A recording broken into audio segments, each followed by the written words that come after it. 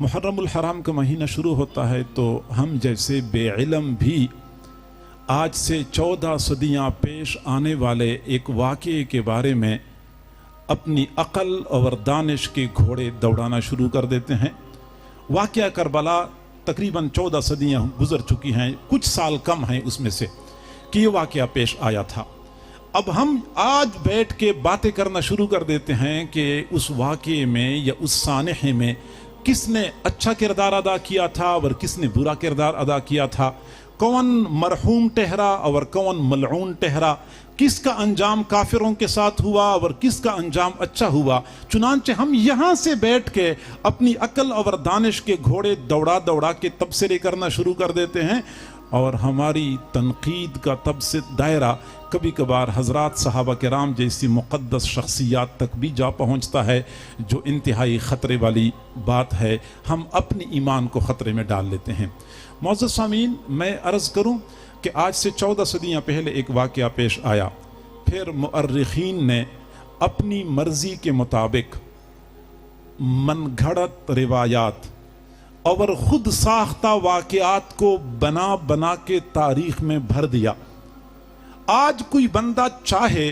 کہ میں تمام مورخین کی تاریخ کو اکٹھا کر لوں اور سب کو سامنے رکھ کے اور سب کا مطالعہ کر کے ایک نتیجے پر پہنچ جاؤں، یہ مسئلہ اتنا پیچیدہ بنایا گیا ہے، اتنا گنجلک بنایا گیا ہے کہ کوئی بندہ ہزار کوشش کے باوجود اصل حقیقت تک رسائی حاصل نہیں کر سکتا۔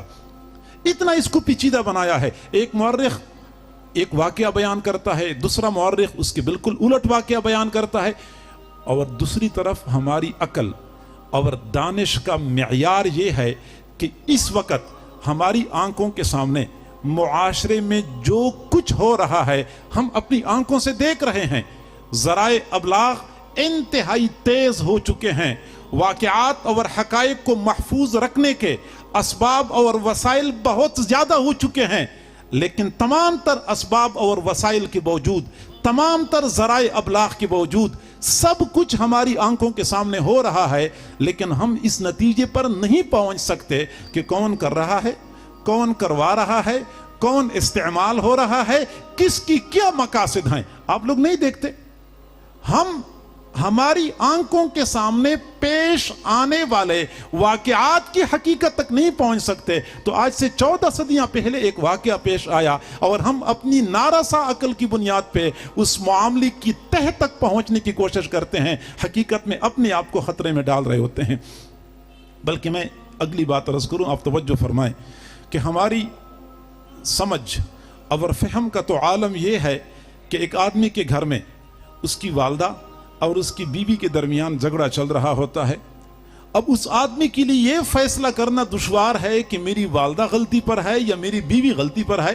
جب بیوی کی بات سنتا ہے وہ کہتے ہیں میری والدہ تو بہت ظالم ہے،